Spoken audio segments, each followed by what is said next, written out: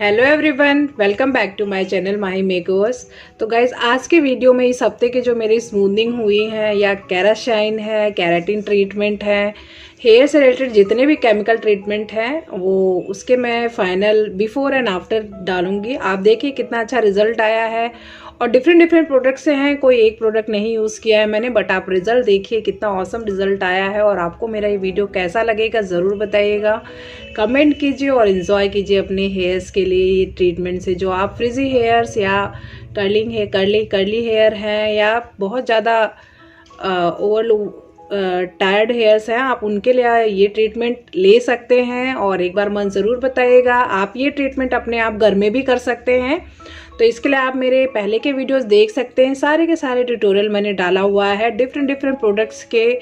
और जो मेरा ये अपकमिंग वीडियो आने वाला है उसमें मैंने केमिकल ट्रीटेड हेयर पे स्मूथनिंग किया हुआ है और किस तरीके से मैंने वो ट्रीटमेंट किया है आप वो देखिएगा, और जिससे आपको एकदम क्लैरिटी हो जाएगी। और उसमें मैंने न्यू टेक्निक यूज़ किया है कि कम प्रोडक्ट यूज़ करके भी आप अच्छा रिजल्ट दे सकते हैं। ऐसा कुछ वो नहीं है कि हार्ड एंड फास्ट आप डिफरेंट प्रोडक्ट यूज़ करिए या कॉस्टली प्रोडक्ट यूज़ करिए तो ही आप रिज़ल्ट अच्छा दे सकते हैं।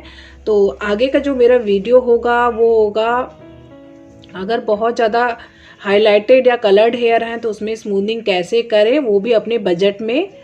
तो आगे का वीडियो ज़रूर देखिएगा और आज आप मेरे इस वीडियो को एंजॉय कीजिए। इसमें मैंने डिफरेंट जो इस हफ्ते के स्मूथनिंग किए हैं उसके ओवरव्यू मैंने डाला हुआ है। और आप मुझे ज़रूर बताइएगा कि वीडियो आपको कैसा लगा और कैसा रिजल्ट हमने अचीव किया है।